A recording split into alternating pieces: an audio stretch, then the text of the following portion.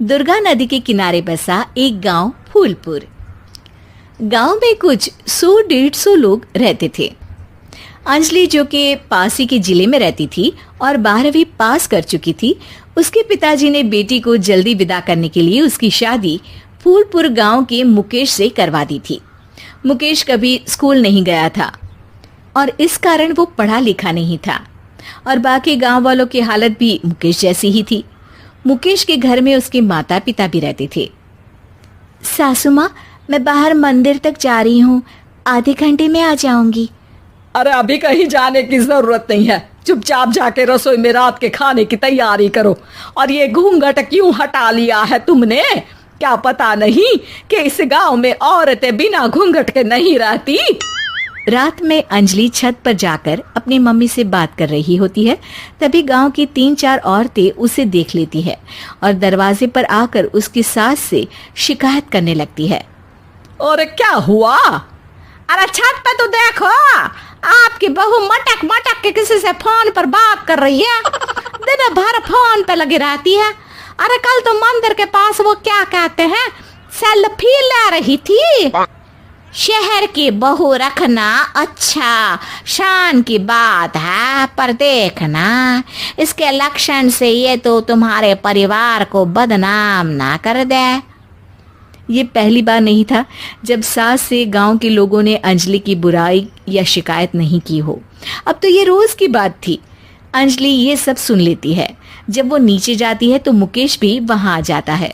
सास कहती है, बेटा, लोग घर आकर शिकायत करने लगे हैं बहू के कामों की। देख लो, पति हो, संयम से रखो इसे। माँ जी, मैं तो अपनी माँ से बात कर रही थी क्योंकि यहाँ कोई बात करने लायक ही नहीं है और अब मैं माँ के पास ही रहूंगी। वहाँ क्या रहना, वहाँ बाहर के लोग तो ठीक है पर घर के लोग भी इज्जत ना दे सके। अरे नहीं नहीं अंजलि, ऐसा नहीं है, धीरे धीरे सब ठीक हो जाएगा, तुम फिक्र ना करो। अरे बस कुछ बोलना ही नहीं है, सर पे चढ़ा रखा है बहू को। सास मुकेश की नरम बात सुन के वहां से मुंह चढ़ाकर चली जाती है। मैं तो कहती हूँ हम दोनों शहर चले जाते हैं।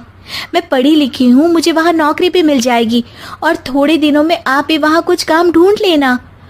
अरे नहीं नहीं अंजलि, हम यहाँ ना गांव का खेत, माँ पिताजी को छोड़कर शहर नहीं जा सकते।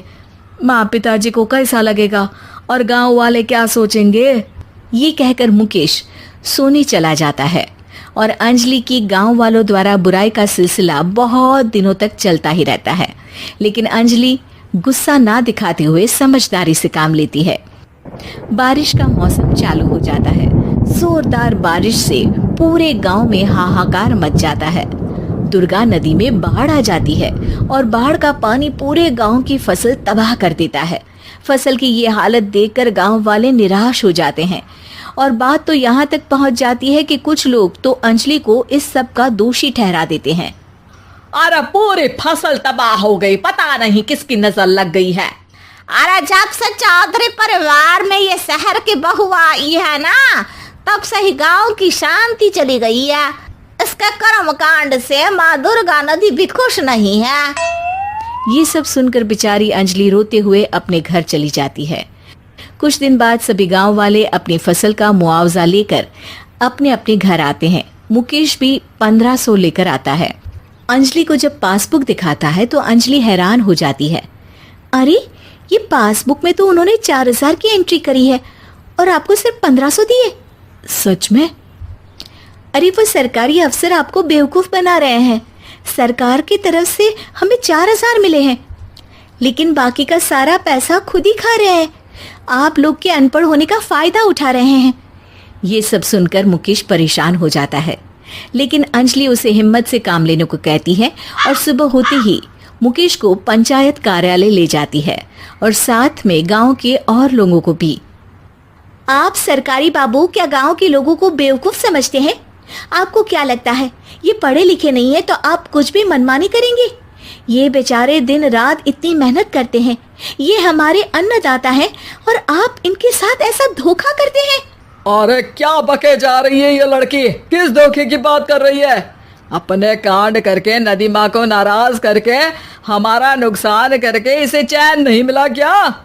सरपंच जी, इन सरकारी बाबू ने मुझे बेवकूफ बनाया है और मेरे हिस्से के पैसे खुद चट कर गए।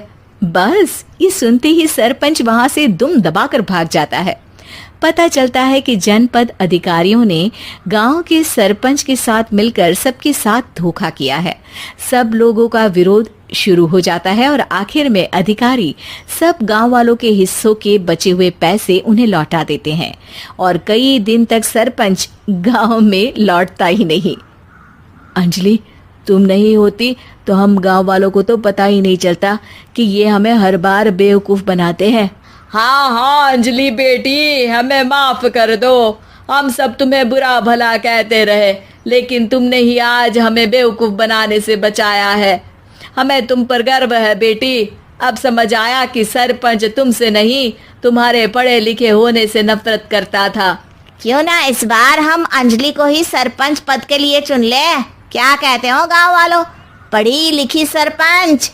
बस पूरा गांव अंजलि के लिए ताली बजाता है और अंजलि की सास उसे खुशी से गले लगा लेती है।